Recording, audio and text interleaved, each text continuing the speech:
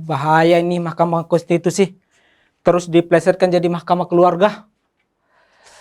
Asbul sama Mbak Bul mana nih ya? Bahaya, makin menyerang keluarga nih. Hah?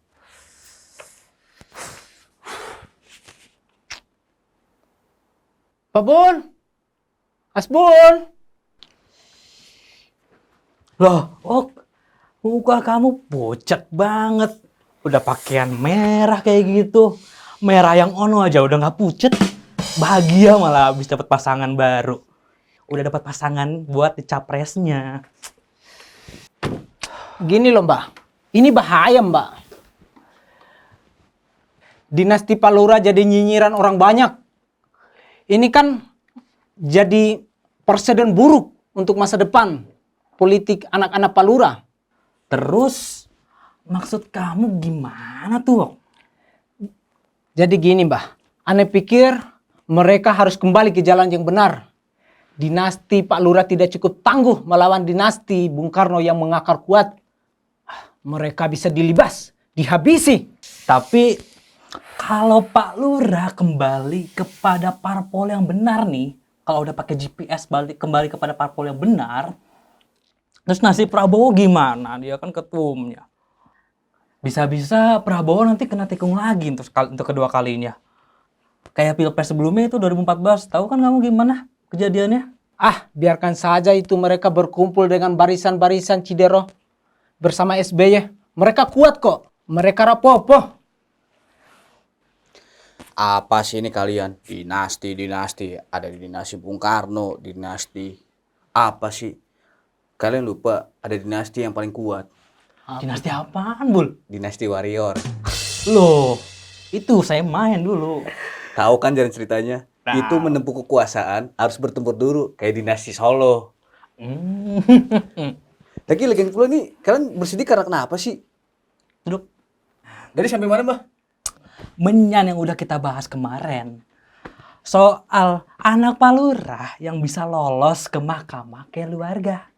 Mission successful. Tapi saya tuh jadi ngeri soalnya bisa-bisa mereka jadi alih profesi, jadi matador. Tahu kan matador? Apa tuh? Yang hobinya dikeroyok banteng gitu, saya takutnya itu. Tapi kalau itu sih memang udah resiko sih, Mbah. Kalau saya lihat ya. Masa sih udah sampai sejauh ini. Terus putra para luar itu nggak kepengen, masa? Kan nggak mungkin. Kalau emang nggak kepengen, nanti kasihan capresnya. Dia kena tipu lagi. Kayak di tahun 2014 kemarin itu, Mbak. Kenapa dia kena investasi bodong, ketipu? Itu investasi politik. Oh, saya kira investasi bodong yang kemarin-kemarin baru marak 2014 itu. Itu juga investasi bodong kalau nggak jadi. Tapi Bul, kamu tuh ada sedikit miss. Maksud kesana itu bukan masalah investasi bodong atau investasi politik bodong. Itu tuh tujuannya buat ngecoh Bowo aja. Itu semua kan all UGM, men. Iya. Wah. Kalau balik badan, yang kasihan yang itulah udah kena investasi bodong di 2014, masa kena lagi investasi bodong di 2024 nanti. Rugi bandar, Bos. Rugi bandar. 3 kali nih, masa yang keempat kalinya gagal? Gak mungkin. Kena prank juga menyan kita ini, aduh. Terus solusinya seperti apa, Mbak? Tadi kan Mbak juga ngomong nih, pasangan yang lain tuh kan di antara 4 pasangan ini kan all UGMens nih. Tapi saya masih ragu nih, takutnya di tengah jalan itu kira-kira ijazahnya palsu apa asli, Mbak? Kan jadi heboh lagi kayak yang sebelumnya tuh ijazah palsu. Aduh. Asbol. Endasku mumet. Endasmu piye? Mbak, kalau ngomongin masalah mumet endase, yang lebih mumet itu ya yang lagi pergi ke Cina itu. Udah membengkak, udah nyari skoci, tapi 2024 nganggur lagi. Iya. BDWN Baswe, dari bicara obrolan tadi kita nih, kita masa nggak bahas si ibu yang sudah mengatur ini semua? Bu Mega.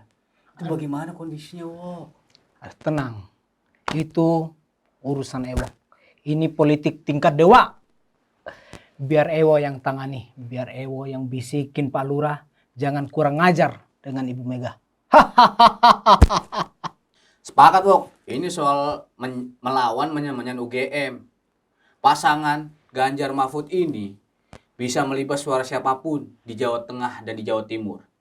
Gus Yassin yang menjadi wakilnya kemarin itu bisa menjamin suara di Jawa Tengah. Dan Jawa Timur itu bisa menjadi medan pertempuran antara Mahfud MD dan Gus Durian. Dalam situasi saat ini, yang paling kecil itu yang baru deklarasi kemarin di Kartanegara, habis Rakernas kemarin tuh, kan langsung deklarasi tuh. Projo. Sekarang di Projo nih, kayak macan lagi makan batu. Cakep. Bukan pantun. Apa dong? Gak ada taringnya, alias jong. Astaga naga, aduh, kacau. Kalau gitu kita kemarin salah pilih broker menyan buat investasi politik di 2024 nanti. Kalau begini, saya mau nyusul dulu Pak Lurah, mengawal Pak Lurah pergi dulu. Wok, kemana kamu? Saya mau legalisir ijazah asli ke UGM dulu.